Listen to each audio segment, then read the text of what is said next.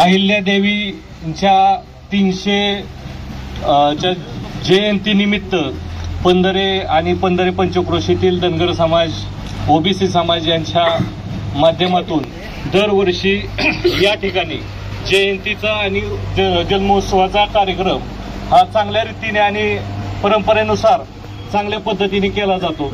आज 300 जयंतीच्या निमित्तानं, त्रिशताब्दीच्या निमित्तानं आज आपल्या ठिकाणी पंधरे या ठिकाणी ओबीसीचे नेते, सगळ्या महाराष्ट्राचे ओबीसीचे कळवारी आणि सगळी त्यांच्यावरती खांद्यावरती दोरा आज त्यांच्याकडे पाहतोय समाज, ते लक्ष्मण हाके सर आज आपल्या पंधरी नगरीमध्ये या जयंतीच्या निमित्तानं युवक वर्गाला, ज्येष्ठ वर्गाला आणि सगळ्या समाज बांधवांना एक आपल्या स्फूर्ती ऊर्जा निर्माण करण्यासाठी आणि सर्व या ठिकाणी समाज बांधवांना आपल्या वेळ देऊन 2 शब्द आपल्यासाठी सांगणार आहेत।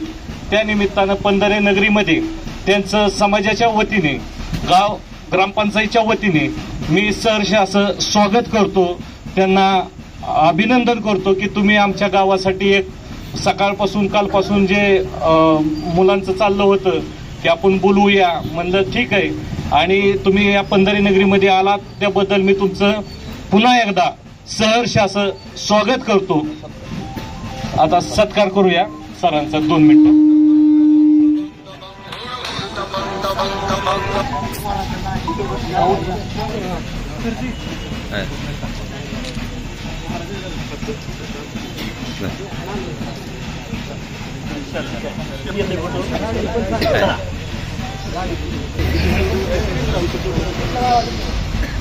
आज माळेगाव आणि माळेगाव पंचक्रोशीतील आणि आमच्या पनदरे गावामध्ये खऱ्या अर्थानं पुण्यश्लोक मातोश्री अहिल्यादेवी होळकर यांच्या त्रिशतकोत्तर जन्मशताब्दी महोत्सवानिमित्त इथं जे काय माझे तरुण मंडळी उपस्थित आहेत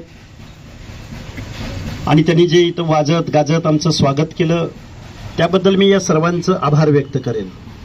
खरं तर मी उद्या संध्याकाळी मला जालना शहरामध्ये सभा आहे आणि जालन्याकडे मी निघणार होतो चौंडीमधून, पण या पंधरे गावामधले तरुण तिथं आले, आपल्याला पंधरेला जायचं आहे। अचानकपणे मी माळेगाव, बारामती, माळेगाव करून आता इथं आलोय। खरं तर मातोश्री अहिल्यादेवी होळकरांच्या या त्रिशतकोत्तर जन्मशताब्दी महोत्सव तुम्हाला आम्हाला सगळ्यांना साजरा करायला मिळतोय, हे खरं तर तुमचं आमचं भाग्य आहे। कधी काळी या महाराष्ट्रामध्ये मातोश्री अहिल्यादेवी होळकरांचा जयंती महोत्सव साजरा करावा, शासनानं साजरा करावा म्हणून आम्ही या महाराष्ट्रामधली बारामती परिसरामधली, बारामतीच्या आजूबाजूचे जे काही तालुके आहेत या तालुक्यामध्ये एक चळवळ निर्माण झाली होती की अहिल्यादेवींचा जन्मोत्सव साजरा झाला पाहिजे, शासकीय सुट्टी मिळाली पाहिजे। एक साधी एका ओळीची बातमी या महाराष्ट्रामध्ये होत नव्हती। तुमचा इतिहास तुम्हाला कधी कुणी समजावून सांगितला नाही म्हणण्यापेक्षा या निर्णय प्रक्रियेमध्ये गावागाड्यामध्ये नेहमी आपल्याला दुय्यम वागणूक दिली गेली। खरं तर मातोश्री अहिल्यादेवी होळकरांच्या जयंतीच्या दिवशी तुम्हाला आम्हाला काहीतरी ऊर्जा निर्माण झाली पाहिजे। वर्षभराच्या लढाईमध्ये, मग ती स्वतःची लढाई असो, प्रापंचिक लढाई असो, सामाजिक लढाई असो, मुलांच्या शिक्षणाची लढाई असो, शिक्षण आणि नोकऱ्याच्या एंट्री पॉईंटची लढाई असो, राजकारणातली लढाई असो, अर्थकारणातली लढाई असो, हा संघर्ष तुमच्या आमच्या 5वीला पुजलेला आहे आणि तो आजही तुम्हाला आम्हाला संघर्ष करावा लागतो। आज मातोश्री अहिल्यादेवींच्या जयंतीच्या निमित्तानं मला तुमच्यासमोर काही संवाद साधायचा आहे। अहिल्यादेवींचा जाज्वल्य इतिहास तुम्हाला आम्हाला माहिती आहे। पुण्यश्लोक ही पदवी फक्त मातोश्री अहिल्यादेवी होळकरांना दिली गेलेली आहे आणि कधी दिली गेलेली आहे? 200-250 वर्षापूर्वी। त्यावेळी काय कुठलं विद्यापीठ, कुठं वशिल्यानं काय डिग्र्या बिग्र्या मिळत नव्हत्या बरं का। या भारतवर्षामधल्या सर्व समाज व्यवस्थेनं पुण्यश्लोक कुणाला म्हटलं तर ते मातोश्री अहिल्यादेवी होळकरांना म्हटलं गेलं। पुण्यश्लोक कुणाला म्हटलं जातं? पुण्यश्लोको नलराजा, पुण्यश्लोको धर्मराजा, पुण्यश्लोको युधिष्ठिरा। पुण्यश्लोको हे तर देवादिकामध्ये होते। श्रीकृष्ण देव, धर्मराजा देव, नलराजा देव, श्रीकृष्ण देव, पण मानव जातीमध्ये जन्माला येऊन, तुमच्या आमच्या कुळामध्ये जन्माला येऊन या भारतवर्षामध्ये आपल्या धार्मिक आध्यात्मिक भूमिकेतून जातीपातीच्या पलीकडे जाऊन धर्माच्या पलीकडे जाऊन अखिल मानव जातीसाठी कार्य कोणी केलं तर ते मातोश्री अहिल्यादेवी होळकरांनी केलं. आणि हा तुमचा आमचा जाज्वल्य इतिहास आहे. आणि ही 320 जयंती तुम्हाला मला साजरी करावी लागते. तुम्हाला सांगितलं की शासकीय जयंती साजरी झाली पाहिजे म्हणून आम्ही भांडणारी लढणारी माणसं होतो. आम्ही शाळेमध्ये युनिफॉर्मवर बी शाळेत जात होतो. 7वी 8वी तुम्ही होता सगळे बरोबर. या बारामती या सगळ्या परिसरामधली मंडळी. हे खरं तर चळवळीचं हे केंद्र आहे. महाराष्ट्रामधल्या तुमच्या आमच्या चळवळीचं केंद्र आहे. त्या चौंडीमध्ये घाणबबडीच्या काट्या तोडून मातोश्री अहिल्यादेवी होळकरांची जयंती साजरी करणारी या भागातली ही मंडळी. आज मातोश्री अहिल्यादेवी होळकरांचा जयंती महोत्सव या देशाच्या राष्ट्रपती या देशाचे पंतप्रधान अरे फक्त महाराष्ट्रात नाही तर देशभरामध्ये अहिल्यादेवी होळकरांची जयंती साजरी होते. शासकीय पातळीवर साजरी होते. संविधानिक पदावर प्रमुख पदावर असणाऱ्या माणसांकडून अहिल्यादेवी होळकरांची जयंती साजरी होते. हा तुमचा आमचा इतिहास आहे. अहिल्यादेवीवर बोलायचं म्हणलं तर 1 तास अपुरा पडेल. 1 तास अपुरा पडेल. आणि तुम्हाला मला माहिती आहे अहिल्यादेवींचा इतिहास. पण तुम्हाला आम्हाला 2025 सालामध्ये काय करायचंय? जयंती साजरी केली घराकडे गेलो असं होऊन चालेल का? 1 दिवस जयंती उत्सव साजरा करून चालेल का? पंधरे गाव असं आहे, माळेगाव असं आहे. अरे पंधरे गावानं ठरवलं तर काहीही होऊ शकतं. आता काल परवापासून माझ्यावर प्रचंड आग पाकड चालली. बोलावं लागेल. मातोश्री अहिल्यादेवी होळकरांच्या जयंती महोत्सवानिमित्त का जयंती उत्सव साजरा केला जातो? महात्मा ज्योतिराव फुल्यांनी लोकमान्य टिळकांनी या महाराष्ट्रामध्ये शिवजयंती आणि गणेशोत्सव सुरू केला. तो का सुरू केला? तर इंग्रजांच्या विरोधामध्ये लोळागोळा होऊन पडलेल्या या समाजाला जागं करावं. आणि जागं कशाच्या निमित्तानं करावं तर आपल्यामध्येही एक राजा छत्रपती शिवाजी जन्माला आला होता. त्यांचा इतिहास त्यांना समजावून सांगावा आणि मग या लोळागोळा होऊन पडलेल्या समाजाला जागं करावं आणि इंग्रजांच्या विरोधामध्ये लढायला तयार करावं म्हणून शिवजयंती आणि गणेशोत्सव सुरू झाला होता. मग तुमच्या आमच्या बहुजनामधल्या लोकांच्या पोरांनी नरवीर राजा उमाजी नाईक, मातोश्री अहिल्यादेवी होळकर, महात्मा ज्योतिराव फुले, डॉक्टर बाबासाहेब आंबेडकर सगळ्या तुमच्या आमच्या 18 पगड जातीच्या लोकांनी आपल्या जयंती उत्सव साजरे करायला सुरुवात केली. जयंती उत्सव साजरा झालाच पाहिजे. तुमचा आमचा इतिहास तुम्हाला मला कळलाच पाहिजे. पण 2025 सालामध्ये जगत असताना तुम्ही आम्ही कशा पद्धतीने जगतो याचाही विचार झाला पाहिजे. या महाराष्ट्रामध्ये काय चाललंय? अरे ज्या मातोश्री अहिल्यादेवी होळकरांनी भारतवर्षामध्ये आपल्या धर्माद्वारे आपल्या कार्याद्वारे 12 ज्योतिर्लिंगांचा जीर्णोद्धार, 1,00,000 पिंडींचा जीर्णोद्धार. मातोश्री अहिल्यादेवींनी बारवा बांधल्या. मातोश्री अहिल्यादेवींनी धर्मशाळा बांधल्या. मातोश्री अहिल्यादेवींनी महेश्वरी साडीचा कारखाना काढला. मातोश्री अहिल्यादेवींनी मध्य प्रदेशमध्ये अनेक शहरं वसवली. मातोश्री अहिल्यादेवी होळकरांनी न्यायदानाचं काम केलं. सुरती सोमनाथाच्या मंदिराचा जीर्णोद्धार सुद्धा कोणी केला तर तो मातोश्री अहिल्यादेवी होळकरांनी केला. मग मल्हाररावांचा इतिहास माहिती आहे तुम्हाला. राजा महाराजा यशवंतराव होळकरांचा इतिहास तुम्हाला माहिती आहे. आताच रायसीना हिल्स माहिती आहे का? रायसीना हिल्स म्हणजे काय? राष्ट्रपती भवन, या देशाचं संसद भवन.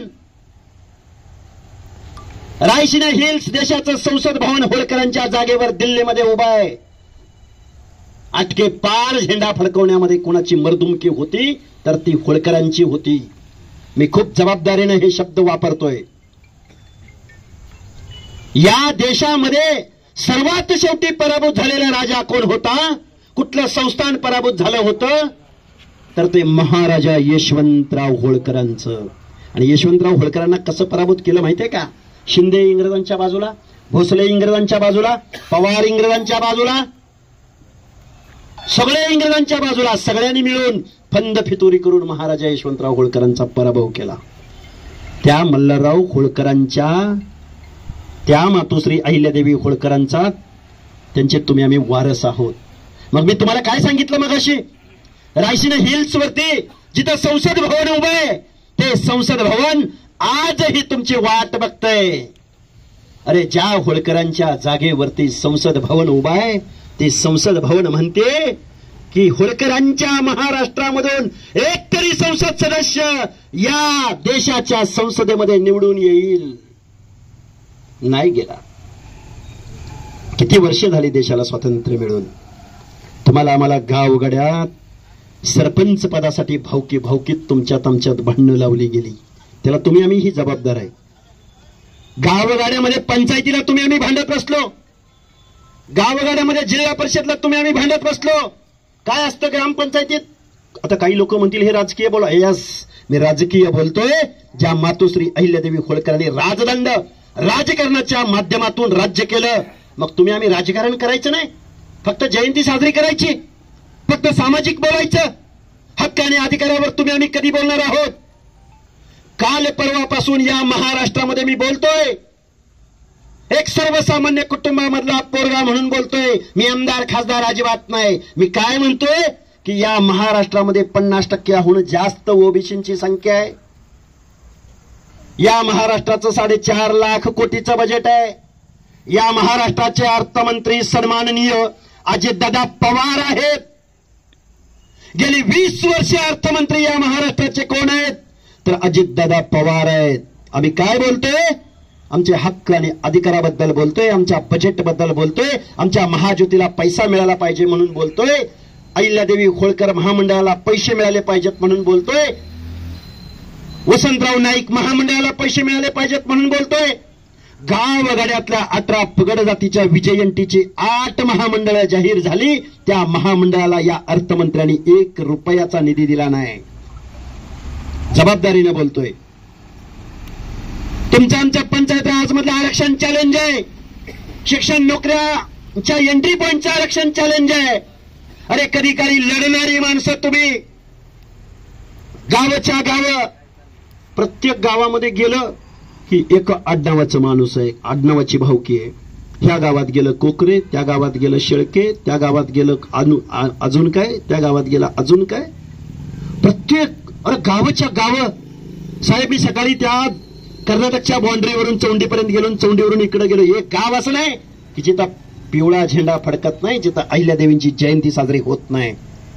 पण तुमचं आमचं प्रतिनिधित्व गावच्या गाव या पंधरेत आलं की वाटतं अरे कशाला पाहिजे आरक्षण तुम्हाला मला. अरे गावच्या गाव तुमची आमची तरण्या पांड पोरांची, हजारो पोरांची गाव आहेत.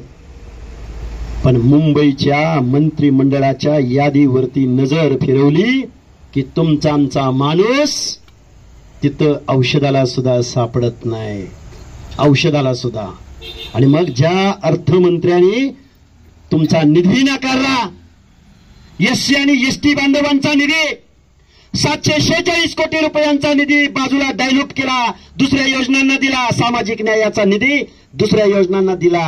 आणि मग महाराष्ट्रामध्ये प्रचंड टीका सुरू झाली आणि मग मुख्यमंत्र्यांना त्यावर सावरासावर करावी लागली. काय मागितलं आम्ही वसतिगृह मागितलं. आजही ओबीसींच्या मुलाला जिल्ह्याच्या ठिकाणी वसतिगृह उपलब्ध नाही.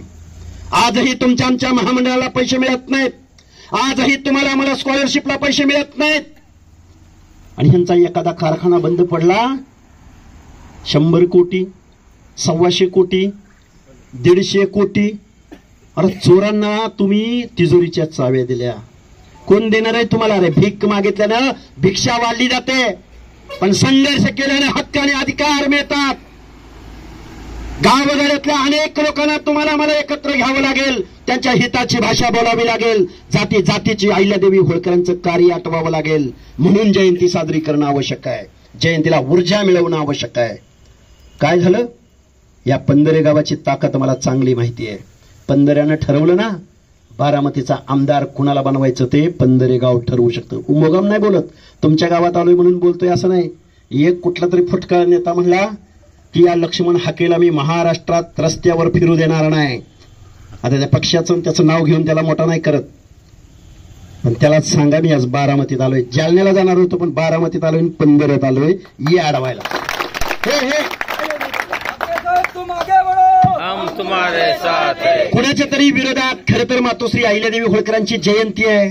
जयंतीच्या निमित्तानं अरे काय बोलायला लागलंय, मी तर चॅनलवर बोलतोय, मीडियाच्या माध्यमातून आवाज उठवतोय, आणि हे माणसं म्हणतात हे जातीवादी आहे, जातीवादी आहे, जातीवादी आहे. अरे हक्काने अधिकारावर बोललं म्हणजे जातीवादी का? बाबांनो, गावगाड्यातल्या सगळ्या लोकांना बरोबर घेतलं पाहिजे. आजही या महाराष्ट्राच्या विधानसभेमध्ये महामंडळाला पैसे सोडा हो, महाराष्ट्राच्या विधानसभेमध्ये बलुत्या अलुत्यामधला एकही माणूस आमदार म्हणून जाऊ शकत नाही. एकही बेरड बेडर रामोशी महाराष्ट्राच्या विधानसभेत गेला नाही. एकही नाभिक समाजाचा आमदार या महाराष्ट्रात गेला नाही. एकही वडार समाजाचा, एकही सुतार लोहार गिसाडी समाजाचा. अरे तुमची आमची संख्या गावाच्या गाव तुमची आमची असताना 2 नंबरला लोकसंख्या धनगर समाजाची आहे. मग धनगराची अवस्था ही असेल, एकही खासदार तुमचा आमचा होऊ शकत नाही. तुमची ही अवस्था असेल तर गावगाड्यातल्या या छोट्या छोट्या घटकांची काय अवस्था असेल? हे का बोलतोय मी तुमच्या समोर? आता काही बुजुर्ग माणसं माझ्या समोर आहेत. हा महाराष्ट्र निर्माण झाला, संयुक्त महाराष्ट्र. अरे लढली कुणी संयुक्त महाराष्ट्र चळवळ?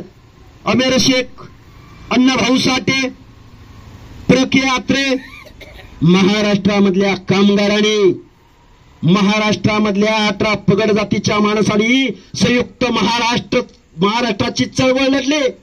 संयुक्त महाराष्ट्राचा कलश कुणी आणला? यशवंतराव चव्हाणांनी आणला. यशवंतराव चव्हाणांना गट्टराव माडखोलकर नावाच्या एका पत्रकारानं प्रश्न विचारला, हा महाराष्ट्र मराठी माणसांचा होणार का हा महाराष्ट्र मराठ्यांचा होणार? त्यावेळी यशवंतराव चव्हाण म्हणाले, हा महाराष्ट्र मराठी माणसांचा होणार, 18 पगड जातीचा होणार आणि सगळ्या मराठी जनतेचा हा महाराष्ट्र होणार. महाराष्ट्राच्या मंत्रिमंडळाच्या यादीवर नजर फिरवा बरं, महाराष्ट्राच्या मुख्यमंत्र्यांच्या यादीवर नजर फिरवा बरं. सणाला सण, खाण्याला खाण, चोरीला चोरी, मानाला सन्मान, इज्जतीला इज्जत. गावगाड्यातल्या हर एक माणसाच्या हिताची भाषा स्वर्गीय यशवंतराव चव्हाणांनी बोलली. कारखाने कोणाच्या मालकीचे आहेत? संस्था कोणाच्या मालकीचे आहेत? आमदार, खासदार, मंत्री, उपमुख्यमंत्री, नेते सगळं कोण आहे? अरे तुम्ही आम्ही काही मतं द्यायला जन्म घेतला? अरे ज्या मल्हारराव होळकरांच्या घरात तुम्ही आम्ही जन्म घेतला, ज्या महामानव डॉक्टर बाबासाहेब आंबेडकरांच्या विचारावरती, लोकशाहीवरती हा देश चालतो, कुणी म्हणाले रस्त्यावर फिरू देणार नाही. अरे हे कायद्याचं राज्य आहे. इथं काट्या कुऱ्हाड्यांची लढाई नाही, इथं विचारांची लढाई लढली जाते. अरे 50 ते 60% लोकसंख्येला या महाराष्ट्राचा अर्थमंत्री 1% सुद्धा बजेट देत नाही. म्हणून आम्ही बोलतोय आमची वैयक्तिक लढाई आहे, आमचं काही वैयक्तिक भांडण आहे यांच्याशी, आमचं काही बांधाला बांध आहे. अरे पण गावगाड्यातल्या 18 पगड जातीच्या माणसांनी, बलुतेदारांनी, आलुतेदारांनी ज्या महाराष्ट्राच्या विधानसभेमध्ये तिजोरीमध्ये टॅक्स रूपाने पैसे भरलेले आहेत, त्या तिजोरीच्या चाव्या तुम्ही चोरांच्या हवाले केलेत. आणि त्याच माणसांकडे आपण कटोरा घेऊन जातोय. आम्हाला महामंडळ द्या, आमच्या महामंडळाला निधी द्या, आमच्या महाज्योतीला पैसे द्या, आमच्या PhD करणाऱ्या पोरांना पैसे द्या. आणि हेच अर्थमंत्री म्हणतोय की आता PhD करून कुठं नोकरीला लागणार आहे. बेजबाबदार वक्तव्य. वेगवेगळ्या समाजाच्या महामंडळांना पैसे न देणारा माणूस सोशल जस्टिस यांना कळतो का? अनजस्टिस यांना कळतो का? अरे आपल्या संविधानाच्या प्रिअंबलमध्ये लिहिलंय सामाजिक न्यायासह समता. फक्त आर्थिक तरक्की होऊन चालणार नाही, आर्थिक प्रगती होऊन चालणार नाही, मोठमोठे रोड होऊन चालणार नाहीत, मोठमोठे कारखाने होऊन चालणार नाहीत, तर इथं गावगाड्यातल्या शेवटच्या घटकाला सुद्धा मान सन्मान इज्जतीनं जगता आलं पाहिजे. त्या माणसाला सुद्धा वाटलं पाहिजे की आम्ही या लोकशाहीमधले, आम्ही या व्यवस्थेमधले घटक आहोत. अरे आजही आमच्या गावगाड्यातल्या भटक्या विमुक्त जाती जमातीच्या लोकांचं पाल निघालेलं नाही, म्हणून आम्ही भांडतोय. आणि हे काय म्हणतात, यानं नवीन गाडी घेतली, हे काय म्हणतात, वैयक्तिक बोलतात. अरे आम्ही बोलतोय 18 पगड जातीची भाषा, आम्ही बोलतोय सामाजिक न्यायाची भाषा, आम्ही बोलतोय हक्क अधिकारांची भाषा. आणि ही माणसं मात्र आमच्यावर वैयक्तिक टीका करतायत, हा जातीयवादी म्हणतायत. अरे आमचे हक्क अधिकार आम्हाला मागणं काही चूक आहे का? मातोश्री अहिल्यादेवी होळकरांच्या वारसांना माझी विनंती आहे, महामानव डॉक्टर बाबासाहेब आंबेडकरांच्या विचाराच्या वारसांना माझी विनंती आहे, गावगाड्यामध्ये तुम्हाला आम्हाला एकत्र यावं लागेल, हक्क अधिकाराची भाषा बोलावी लागेल.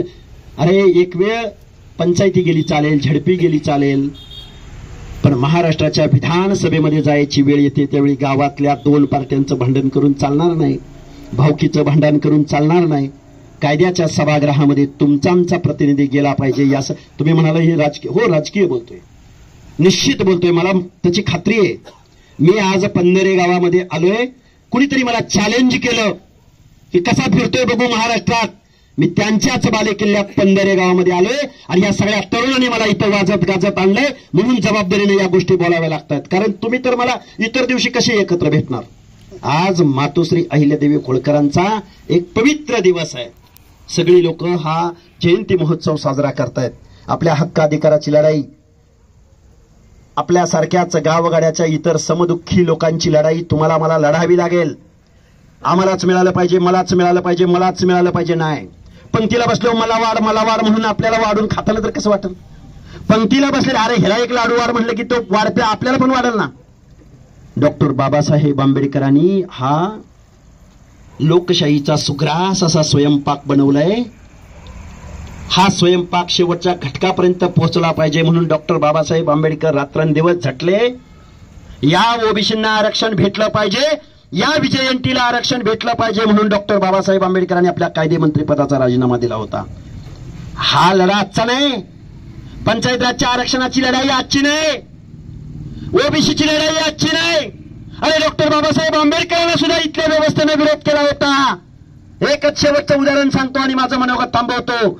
डॉक्टर बाबासाहेब आंबेडकरांना इथल्या त्यावेळच्या लोकांनी विचारलं, बाबासाहेब तुम्ही एससीला आरक्षण दिलं, त्यांच्या बाबतीमध्ये छूताछूतपणा पाळला गेला होता, अस्पृश्यता पाळली गेली होती, ते आम्ही समजून घेतलं.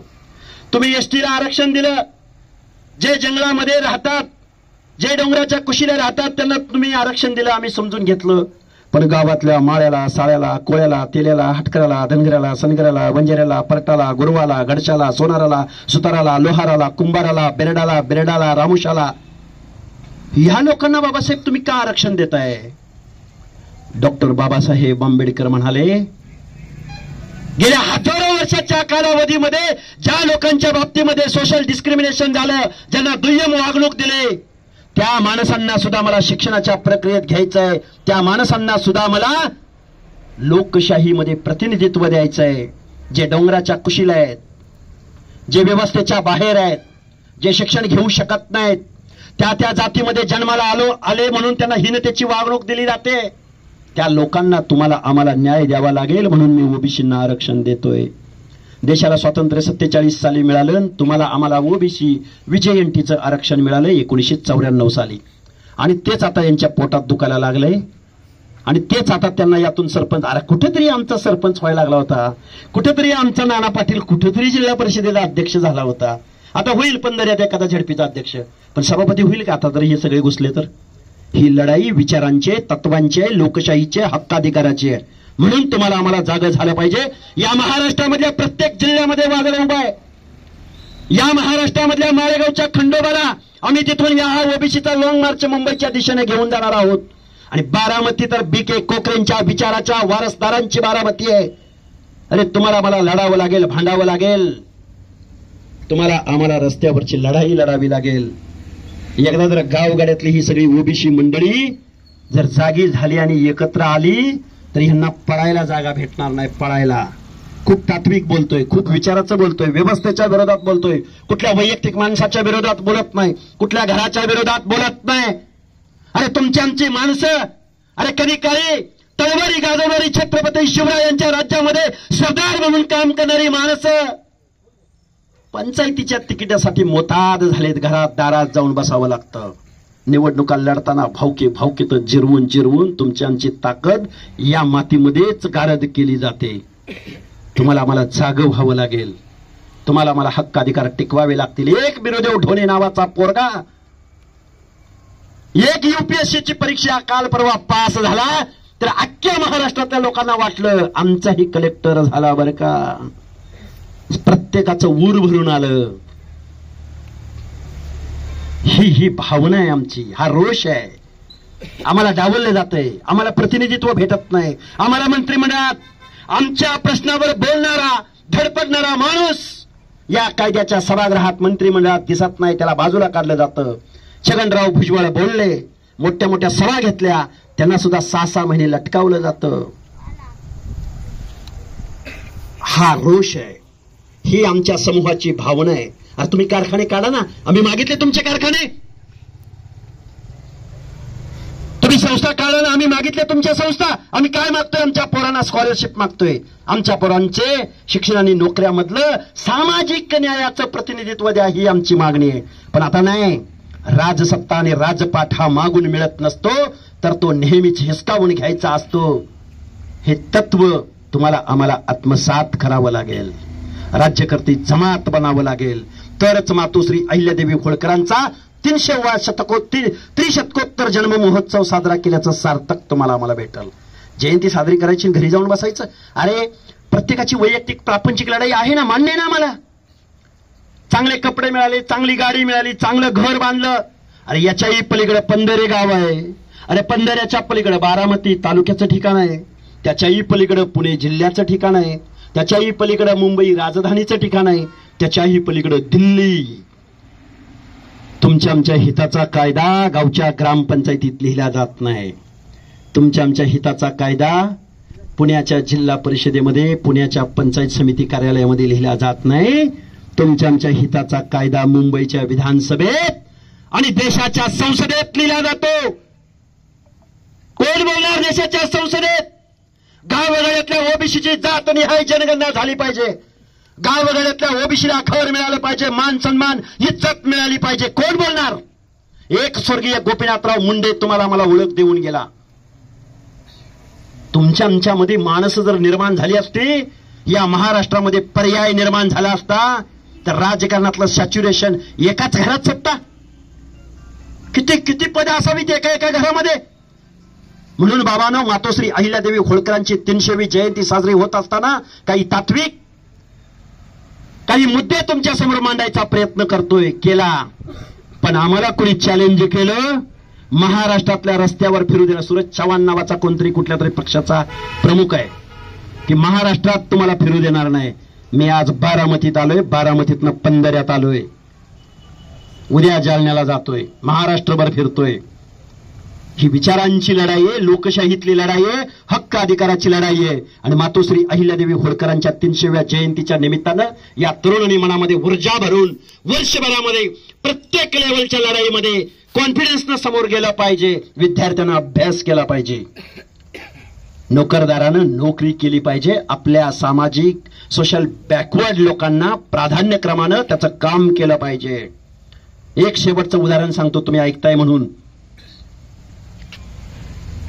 एखादा तहसीलदार आला रिझर्वेशन मधून, एखादा पीआय आला, एखादा गावगाड्यामध्ये जिल्हाधिकारी आला, तर तुम्ही आम्ही सगळेजण माणसं तिथं जातो. अरे आपल्या समाजाचा तहसीलदार आलाय, चला एक बुके घेऊन जाऊया, त्याचा सत्कार करूया. आता काही सगळेच खराब असतात असं नाही म्हणत. तो लगेच तहसीलदार, तो लगेच जिल्हाधिकारी, अरे थांबा थांबा थांबा, असं जातीमध्ये असं करू नका, मला त्रास होतोय, मला त्रास होतोय, असं नाही. संविधानामध्ये डॉक्टर बाबासाहेब आंबेडकरांना हे अपेक्षित होतं की प्रशासनामध्ये काम करणाऱ्या महत्वाच्या पदाधिकारी, महत्वाचा तहसीलदार, कलेक्टर, प्रांत, अफर्मेटिव्ह ऍक्शन म्हणतात. ज्या रिझर्वेशन मधून, ज्या समूहातून रिझर्वेशनच्या माध्यमातून तुम्ही अधिकारी झालात, त्या समूहाचा एखादा माणूस, फटका तुटका शेतकरी, तुमचा माणूस तुमचा सत्कार करायला आला, तर त्याच्या पाठीवरनं हात फिरवा, त्याला म्हणा मी तुमचा आहे बरं का, तुमचं काम करेन मी, काय काळजी करू नका. अरे त्याचं काम होऊ नाही तर नाही होऊ, पण त्याचं मन जे भरून येईल, याला अफर्मेटिव्ह ऍक्शन म्हणतात. यासाठी रिझर्वेशन दिले गेले की प्रत्येक समूहाला इथल्या निर्णय प्रक्रियेमध्ये प्रतिनिधित्व मिळालं पाहिजे. तुमचं प्रतिनिधित्व कुठं आहे? एक बिरुदेव ठेवून कधीतरी बघायला मिळाला. आहेत अधिकारी, जास्त नाही असं म्हणत नाही मी, पण पोरं IAS झाली पाहिजेत, IPS झाली पाहिजेत, पोरी शिकल्या पाहिजेत, महाराष्ट्राच्या कायद्याच्या सभागृहामध्ये तुमचा आवाज उठला पाहिजे, बजेट मागितलं पाहिजे. या सगळ्या गोष्टी खूप तत्वाच्या गोष्टी आहेत, लढाईच्या गोष्टी आहेत, राजकारणाच्या गोष्टी आहेत, समाजकारणाच्या गोष्टी आहेत. मातोश्री अहिल्यादेवी होळकरांनी जे राज्यकारभार केला ना, मातोश्री अहिल्यादेवींच्या राज्यकारभारात राजदूत होते. राजदूत मोगलांच्या राज्यामध्ये एखादं महादेवाचं मंदिर असेल, त्या मंदिराची पडझड झाली असेल, मातोश्री अहिल्यादेवी होळकरांना त्या भक्तांनी येऊन सांगावं, मातोश्री आमच्या गावामध्ये एक पुरातन महादेवाचं मंदिर आहे आणि त्याची पडझड झाली. मातोश्री अहिल्यादेवी होळकरांनी सांगावं, जरी राज्य मोगलांचं असलं तरी माझा तिथं राजदूत येईल आणि त्यांच्याकडून परवानगी घेईल आणि त्या मंदिराचा जीर्णोद्धार करेल. अरे या मोगलांसारख्या राज्यकर्त्यांनी अहिल्यादेवी होळकरांना त्यांच्या राज्यामध्ये पायघड्या घातल्या आणि त्यांच्या राज्यामध्ये जाऊन मातोश्री अहिल्यादेवी होळकरांनी महादेवाच्या अनेक मंदिरांचा जीर्णोद्धार केला.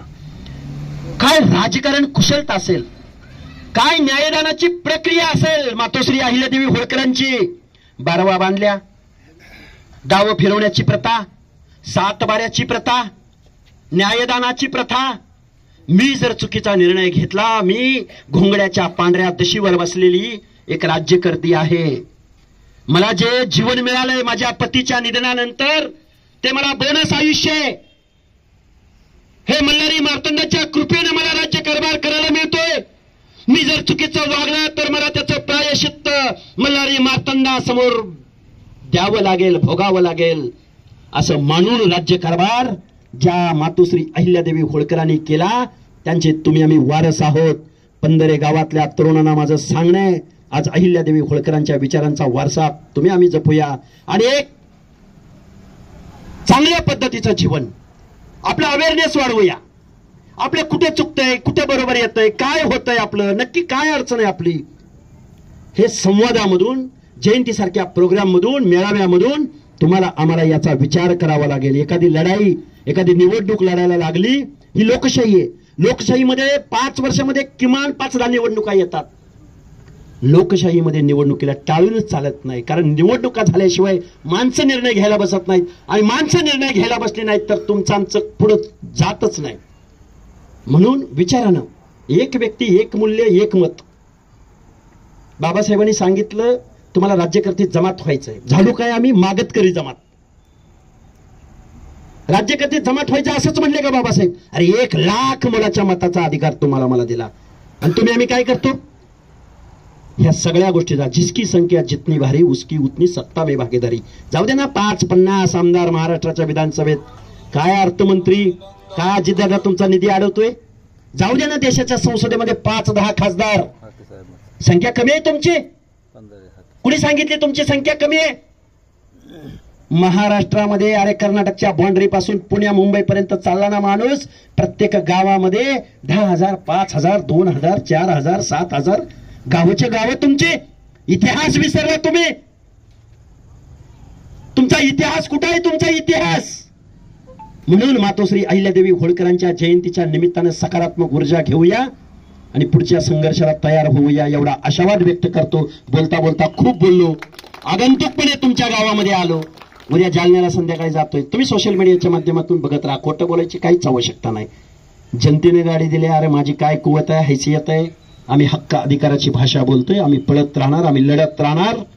आणि पंधरी गावातल्या लोकांनी, माळेगाव पंचक्रोशीतल्या लोकांनी, बारामती परिसरातल्या लोकांनी मला चौंडीवरून इकडे आणलं, त्याबद्दल या तरुणांचं मी आभार व्यक्त करतो. बरोबर आहे का? कुणी कुणी बोलून होतं बरेच जणांची, सगळे पंधरी परिसरामधल्या सगळं. मी याच्या अगोदरही बऱ्याच वेळा आलोय, तर मी तुमचा आभार व्यक्त करतो. तुम्ही जो मला प्रतिसाद दिलात, मला जो मान सन्मान दिलात, अरे जाऊ द्या. आज अहिल्यादेवी होळकरांचा जयंतीचा पवित्र कार्यक्रम आहे म्हणून मी कुठल्या नावाचं नाव घेऊन कुणावर टीका केली नाही. वैचारिक बोलण्याचा प्रयत्न केला आणि बोलतच राहू ना. मीडियाला बोलतोय, बारामतीत बोललोय, कशाला बोलायचं? मातोश्री अहिल्यादेवी होळकरांचं एवढं पवित्र कार्य आहे, एवढं सकारात्मक ऊर्जा आपल्याला देता येऊ शकते. आणि आम्ही काय मागणी केली होती? आर्थिक विचारांची मागणी केली होती, हक्क अधिकाराची, बजेटची मागणी केली होती. तुम्ही काय बोलताय? हे असंच आहे, हे जातीयवादी आहे, ह्याला काही कळतंय, हे कुठनं आलं, ह्यानं गाडी कशी घेतली, हे सोडून देऊ. आपण माणसांचं परिवर्तन करू, माणसांच्या मनामध्ये विचार पेरू, माणसांना जाग करू, माणसांना ही लोकशाही हे समजावून सांगू. कुणाच्या बापाची मक्तेदारी आहे हा महाराष्ट्र? गावगाड्यामध्ये तुमचा आमचा महाराष्ट्र आहे. आत्ताचे मुख्यमंत्री झाले ना, अरे तुमच्या आमच्या वाड्या वस्त्यावरनं यांच्या राज्याचा, यांच्या सत्तेचा, यांच्या मुख्यमंत्री पदाचा मार्ग तुमच्या आमच्या वाड्या वस्त्यावरनं गेला आणि तुम्हालाच निधी नाही. ही विचाराची लढाई आहे. त्यामुळे बाबांनो खूप काही बोलता येऊ शकतं, नंतर आपण बोलू. धन्यवाद. माझा जो सत्कार केला त्याबद्दल परत आभार आभार आभार. धन्यवाद. आणि हाके साहेब यांनी उपस्थिती दाखवली, आपल्या समाजाला विचार दिले, त्याबद्दल पंधराच्या वतीने त्यांचं आभार. गाडी पूजन होईल आणि त्यानंतर त्यांना मार्गस्थ पुढील